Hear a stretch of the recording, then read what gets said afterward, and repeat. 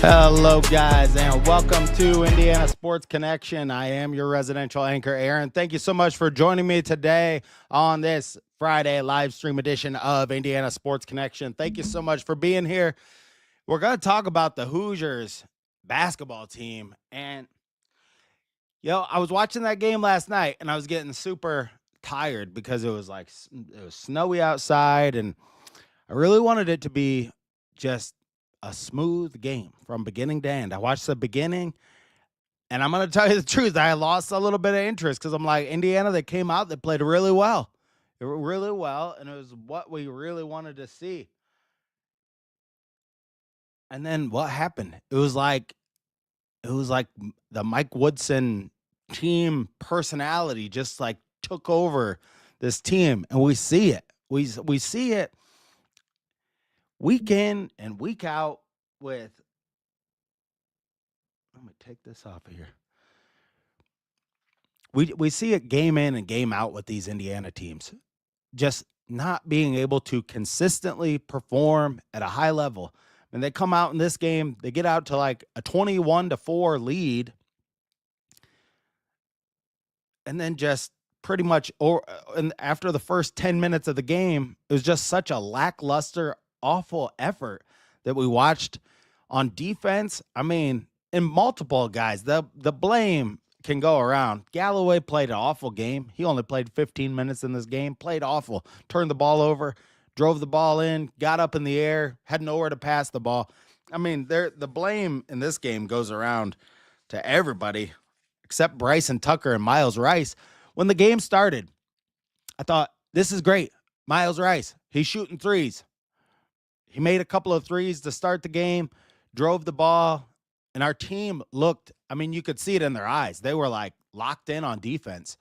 And then what happens? I mean, what happens to this group? That you're playing UNC Greensboro or Greensville, wherever. It seems like there are like a million UNC mid-major schools in North Carolina. I mean, how many are there? But you're playing this team. You outsize them. Like at one time, Robbie Hummel said, it's like their tallest guy on the floor was 6'8", and you're running a 7-foot guy and 2 6'9" guys out. You practically outsize them by 3 inches at every position. They came back, tied this game up 40-40 with about 18 minutes left in the game. That's what really surprised me. I was going to give Indiana a free pass. I was like, you know what? I'm not going to talk trash about them on the show. Not going to, because if they come out in the second half, Mike Woodson, gets after them at halftime. If they come out in the second half and they play a really good start to the second half, and that just didn't happen. They looked just lost. Like they were. That's why I made the thumbnail. There's no other way to view it. I mean, the guys, they look lost at times on defense. They look lost. They really just look like they don't want to be there. And I will just say this. How can you be surprised when you pay a bunch of mercenaries to come to your school? Like, I've heard this in several places. Why did Umar Ballo come to Indiana besides the money? I mean, it was a step down for him. Arizona's been consistently a better team, playing in more competition, get deeper into the tournament. Why did he come to Indiana except for the money? I mean, was it that Mike Woodson, would get him to the NBA? Like, I don't see it. Now, he's going to get his, and he disrupts a lot of shots. He doesn't have one thing that this team is majorly lacking is skill. Like, Umar Ballo does not have a lot of offensive skill in his game. So he's good for rebounding, and we need somebody that rebounds because this team doesn't rebound very well. And that's another thing to talk about in this game. Let's pull the stats up, and then we're gonna show what Mike Woodson said in the press conference afterwards. I mean, he called the team out, called them selfish. Yeah, they're selfish. What do you expect when you pay people money to come play at Indiana? Did they ever look at one of these guys that came here and said, why do you want to play at Indiana? How about we interview you? Let me tell you something about, and this relates to guys coming in from the transfer portal when I used to manage restaurants. Like, so much of your thought managing a restaurant is like when you're hiring people, you could have this person that worked at Applebee's or at other places, and they'll have their habits. They'll have been trained by Applebee's. Have been trained by whatever, and I managed at Cracker Barrel. I managed at Sweet Tomatoes. I was like a head trainer at Cracker Barrel and managed there. It's like, so that always goes into the thought. It's like all of these guys that come into the Indiana team from these other teams, they've all been coached by other players. You have to almost coach their habits out of them. But what is Mike Woodson coaching these guys to do? To throw the ball in the post over and over again. And so that's not what other teams are doing. Other teams are shooting 33 pointers a game and having the movement on the perimeter. And then if they can slip somebody down low, they get it down low. But that's not what Mike Woodson's doing.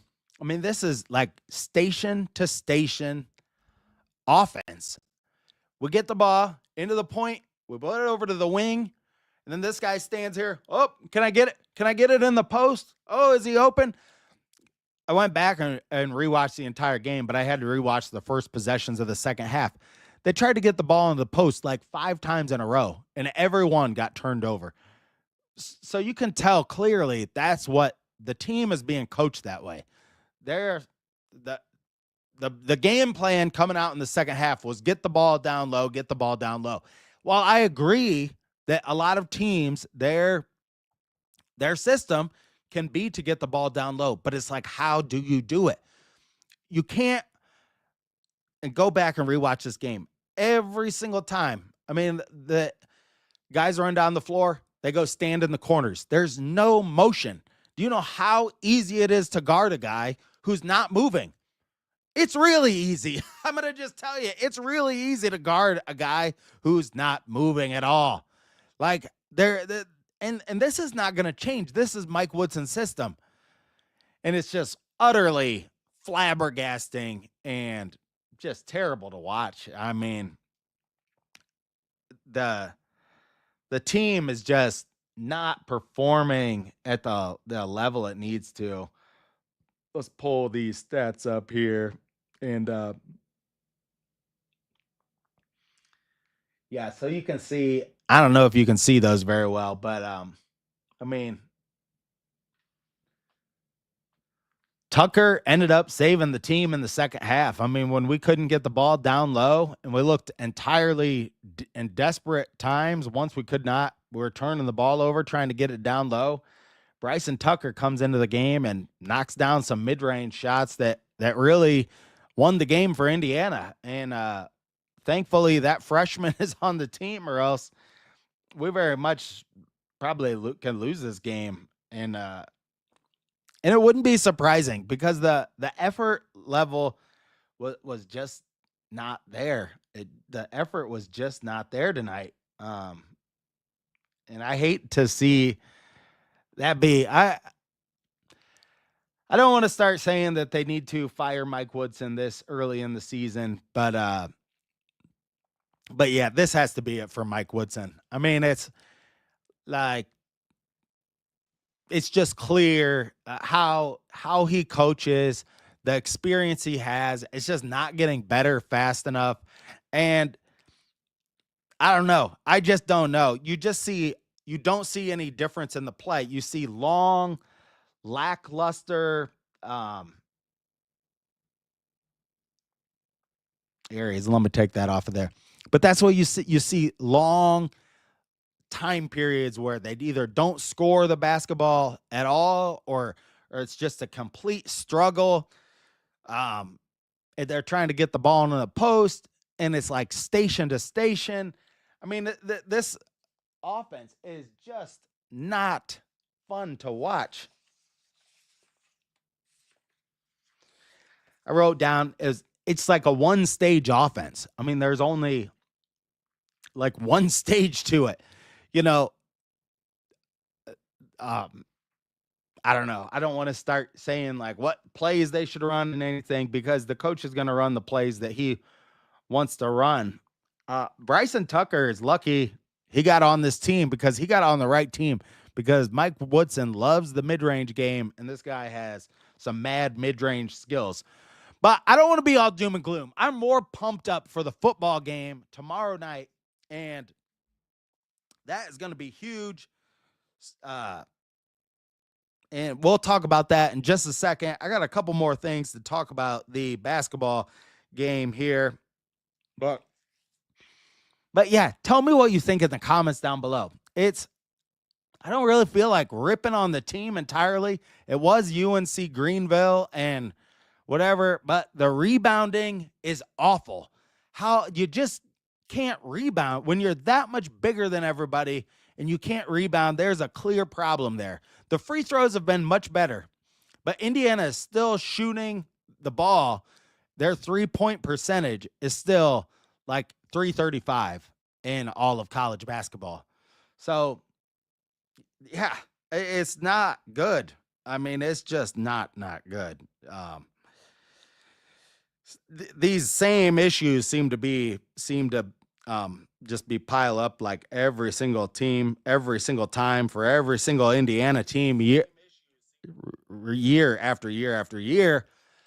And it seems like it's been a continuation. It almost seems like Mike Woodson's tenure as coach is like a continuation of Archie Miller's. We really need to, I don't know. It's too early in the season to start going nuts like that.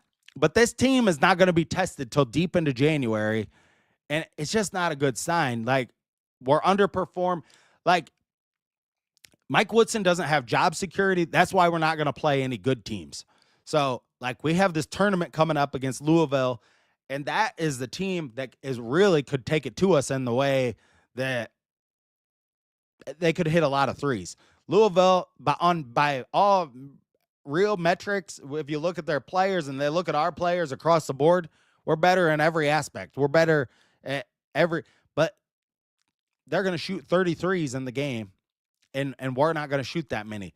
So if they get hot and they hit like 15, that's a spot where this team, being with the struggles that we've had offensively, could definitely be in big trouble. I mean, it's but I still do want to see them play against better competition. They played good against South Carolina, but what we've seen, what we've loved out of the football team is they play at a consistently high level. Like, when you turn on the TV, you know what you're going to get. And that used to be the case for Indiana basketball always. Like, you knew what you were going to get when you turned on an Indiana basketball game. Now it's like flipped. Like, you know what you're going to get when you turn on the football game. And when the basketball team's on, I mean, you don't know what you're going to see. You saw 10 minutes of good play. Then you saw like 30 minutes of them with their head in their ass. Maybe like the last like 10 minutes of the game, you know, Bryson Tucker hit some shots, and that was good for him. That a freshman and a sophomore just absolutely really saved this game. And Baco played terrible. He was like 2 of 12. I mean, just let's go over a couple of these stats just real quick, because Rice played really well. Rice played 35 minutes. Goody played 17 minutes and made that 1-3. Finally, he hit a big 3 in a big spot where Indiana really needed to. That helped them put the lead out further. So that was a good one. You could tell that felt good for him to see that go down. Carlisle, I don't know what Carlisle, he's been one of our best defensive players, the most engaged defensively. I mean, there were like 3 plays when I was rewatching the game where he got completely out of position. Miles Rice too.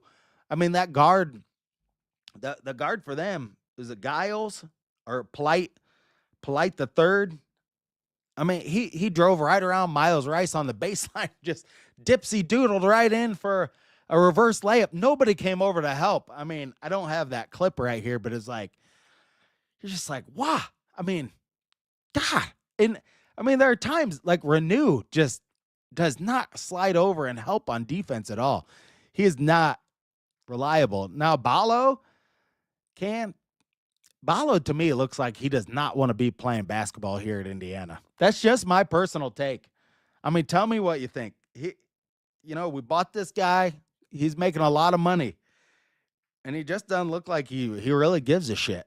It really, um, yeah, and that was bad for Carlisle. Carlisle was 1 of 5 on threes. Rice was 2 of 6. That's not terrible, but they're 5 of 19 on the game. They're shooting about 30% of their shots from the 3-point mark. So that's far low for college basketball. It's just not going to get it done. Um, just not going to get it done shooting that many. And you don't see that. You hear about the emphasis all the time in practice. I've heard all of these things, how they're emphasizing threes, all of these things. You'll hear it from even the players, whatever. They'll cover for Mike Woodson. But that's not how they're being coached, because those first possessions of the second half, when they were going to their game, their go-to game, was going down low. And then when it's not there, the entry pass to throw the ball down low is not there. And then, Carlisle turned it over. Mike Woodson's like, you're out of here. You can't get the ball down to my best players. And so that's a big part of it. The guards are just an afterthought to Mike Woodson, and it's not emphasized in the right way. And I'm sorry if I feel like I'm in a mood today. Just a disappointing game for Indiana. And maybe it shouldn't be this disappointing, but and then you look at offensive rebounds. They got 9 offensive rebounds in the first half, and got 10 in the second half. They had 19 offensive rebounds altogether. We had 14. And they're just getting after it. UNC Greensboro, that's the team. I would have rather been rooting for that team in this game. I'd rather be rooting for, because they were playing harder. They wanted it more. That's what you want to see. That's what we've always seen out of. I want to read this comment that I saw on the Mike Chappell article that I thought was hilarious. Like, no fan enjoys this level of indignity to a one-storied basketball program. I would have much preferred to watch the second unit if they all displayed more heart or minimal positive communications, interactions on the floor. Maybe this is simply the early symptoms of where all the college sports is heading. Maybe the rarest of things is to see 5 guys love the game, play hard for each other. Maybe that day is gone. Maybe this is what it's going to be from here on out, and I should just soften my expectations to this foreign display of romper room activity indicative of sports with zero soul and heart. Maybe they just don't know any better. Poor kids, so much joy is stolen when nothing needs to be earned or valued beyond monetary gains. I feel we've almost fully stolen their youth, where the rewards of difficult roads to the finest memories in life, of no mystery or consequence to them. If I thought this bunch looked like the sorts who would choose a path of greater resistance while enjoying the test to bring out their best skills through difficult roads can be, I hope I wasn't so completely wrong that they wouldn't even give it a consideration. Man, those are harsh words, but I thought that was a great comment. And I feel the same. I feel like, is it the money? Is it, there's something? But with this team, it's the ball movement. What I love about college basketball is the ball movement. And with this Mike Woodson team, with this NBA style of play that he plays, and how we just try to pound the ball, how we have such an awful offense is beyond me. And it's just awful to watch. It lacks in so many different ways. Thank you so much for watching this video today. If you're new here, hit that subscribe button down below. This video is brought to you by BetUS. Use my promo code Indiana125 and you can save 125% on your first 3 deposits with BetUS, and win a shirt from Rally House on the show. When I get to 1,400 subscribers, had the giveaway a couple days ago for the 1,300 giveaway, and I'm still waiting to hear from. It was a weird name on there. What's up, nickel stacker? Yeah, he likes the help defense. The nail slot rim defense is what my dad calls it. It's the defense where you just don't guard anybody. It's like, you got him. No, everybody's like in between guarding somebody and just not guarding anybody at all. That's the Mike Woodson defense. Although our defensive efficiency numbers have been actually pretty high. We're ranked 25th in defensive efficiency in KenPom. So that's one bright spot, but we've not played, any like real tough teams.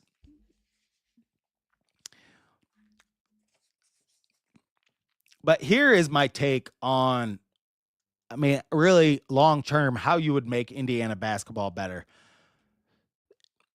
If you look at like what we're trying to get here, what we're trying to bring into Indiana is a like seasoned bottle of wine, right? Like, what's the difference if you go to any store, like you go to not any store, but if you go to like the hardware store, like I always see seeds for sale. Like you can buy grape seeds for like 15 cents, and they're just in like a little paper package. What's the difference between grape seeds and that bottle of wine? It's made from the same thing. My point to you is this. Like, we need to start bringing seeds into Indiana basketball and growing seeds. Now, I know Galloway's been here a long time and Leal. They've had 2 different coaches also. But that's not, like, our plan is not to bring in seeds. Our plan is to bring in all these luxurious bottles of wine, put them together, line them up, put them on a shelf, and go, look at all that expensive wine we bought. Look at it. We need to be growing seeds. That's what we need to be doing. Like,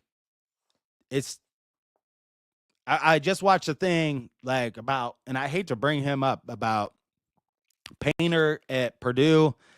And, when he brings guys in, he interviews them more than, like, he thinks they're trying to go to Purdue. He's saying, tell me why you want to go to Purdue. Like, and I'll tell you, you better have a damn good reason, because that's what he's considering mostly when you tell him why you really want to go there or not. I don't think we ask anybody that before they come to Indiana. We're just like, we see a guy, he's got a bunch of stars next to his name. Oh, here's the money. Here, take the money. Here's Mike Woodson after the game. And yeah, he called the team selfish after the game. His demeanor after the game was totally different than it normally is. Normally, Mike Woodson's like half asleep. I've watched all of his press conferences. He's pissed off. When he starts doing this thing where he's tapping his hands and he's darting his eyes all around, you can tell he's pissed off. So let's take a look at the coach all the here. Things that we did wrong and didn't do. The competition about to kind of kick up a level. What are things you feel good about with this group right now, and what are things you feel really need to improve quickly to have a good showing in Atlantis? It was competition tonight. That team, came to play. We didn't. And he seems surprised. Does he seem a little bit surprised that the other team showed up? Like, yeah, dude, they're going to show up just because you put a bunch of cupcake games on the schedule. You have Indiana on your jerseys. Every team is going to come into Assembly Hall trying to beat you, okay? That's college basketball. If you're not, and it's on me, if you're not, and I thought we came out with great intentions. We up 19-3 when I started subbing. And that was after guys that played a deep 7, 8, 9 minutes straight. And we just. And then here's another thing that people are really complaining about, that the way the line changes are.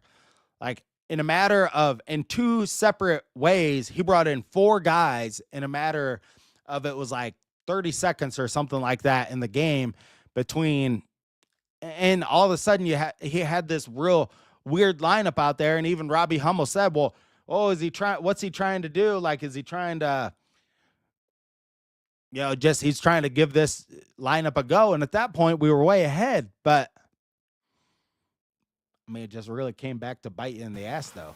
once they got rolling, we gave them hope, and they played a solid game all the way through. So we got to go and clean this game up before I start thinking about the Bahamas. I know Louisville's the first game, but we gotta clean this game up and have a tough practice tomorrow. Get ready for Louisville that way. But we got to figure out this last game and all the things that we did wrong and didn't do. Mike, this ties into it somewhat. I know it's only been 4 games. How do you grade maybe some good, some bad of just where this team is offensively? It seems like there are stretches where they're really difficult to guard and then maybe stretches where they lose their way a little bit. Well, it's hard to say, man. I mean, we've had, like you just mentioned, we've had some good moments. We've had some bad moments. And, against really good teams, you're going to have a lot of good moments to outweigh the bad moments if you're going to beat good teams. And I think we can, but only time will tell. I just got to keep working with this team to get them where I want them because we're not there yet. All right. One thing, he said this last week, and it's really kind of alarming. Like when he was asked about what offense does he think that would best suit this team to run, he said, I don't know yet. I don't know. Yeah, I don't. Maybe it's just different in college basketball than it is in the NBA, but you don't have 82 games to figure this out. You got to figure this stuff out in the summer, and you really got to look at guys. I don't understand what he means by that. I can watch each one of these guys play, and you could say, this guy's good at this, and he's not good at this, you can point out that probably Rice and Galloway are our best passers. Galloway's our best passer by far. But I just find it alarming that him as the head coach of Indiana basketball can't, figure out the team. We're 4 games in. You're not going to be able to figure it out in January. Let's just listen to a couple more of his comments after, because I do want to play this because he was a little bit – this is about the most spry you see him after a game. I've never seen him much like this at all.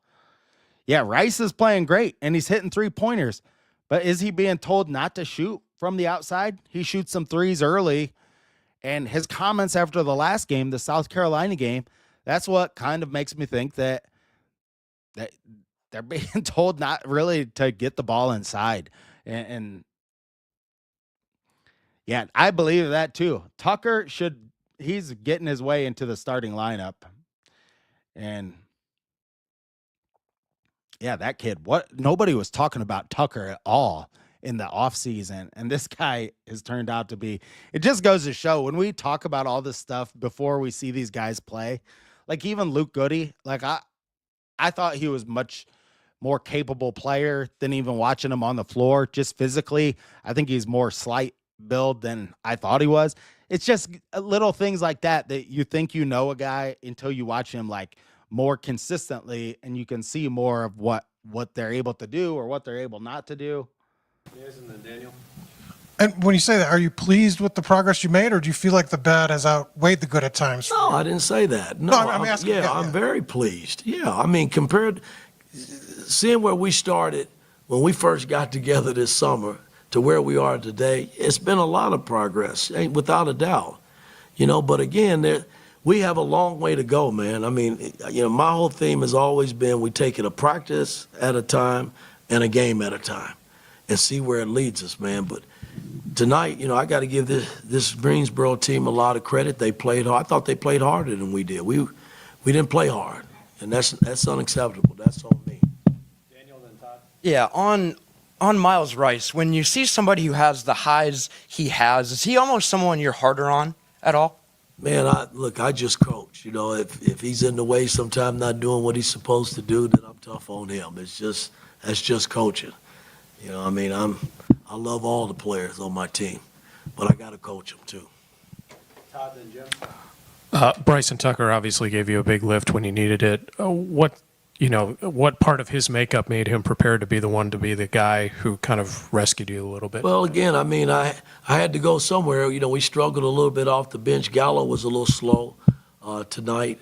Again, and I just got to be careful with Gallo. He's He's going to have some moments where he looks. Yeah, Galloway played 15 minutes. And, I mean, one time he got in the lane, he jumped up, tried to make a pass to Ball. I mean, he made some really bad plays in this game. And so I don't know what the deal with him is. If he's still recovering from that injury, he said right there that, yeah, he doesn't want to like push him too hard, but then he's playing.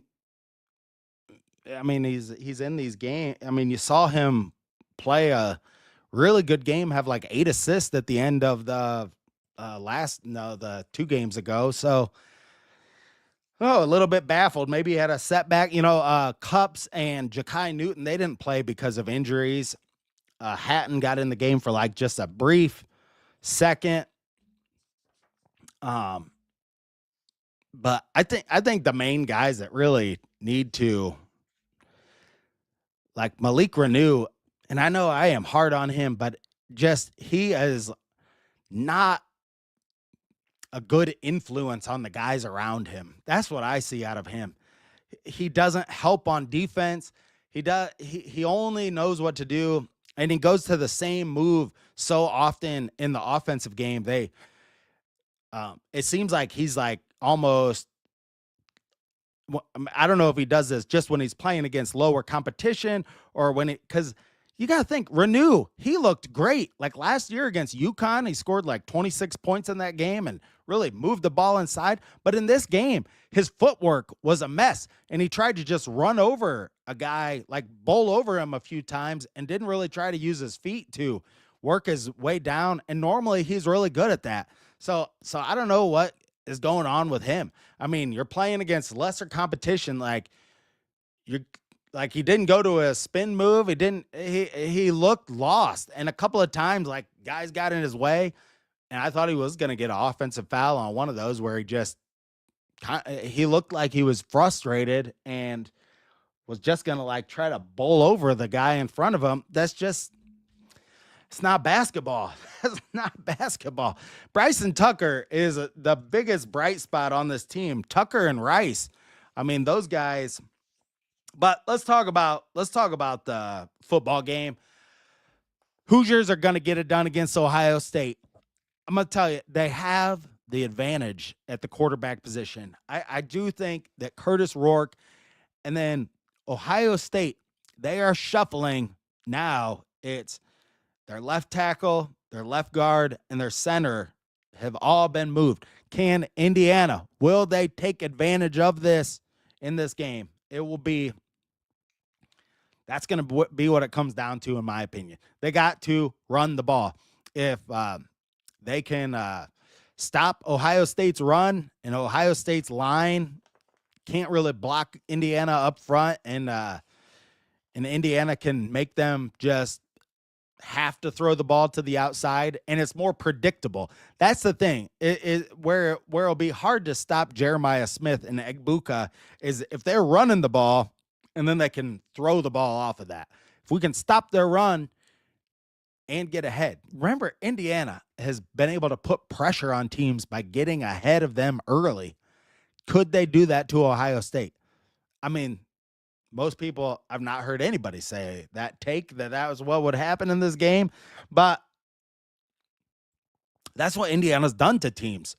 And Ohio State is a slow starting team. Go look at all of their first quarters. They've not scored more than 7 points in a first quarter. I think I went through every game of theirs this morning and yesterday, and their first quarters of games, they're slow starters.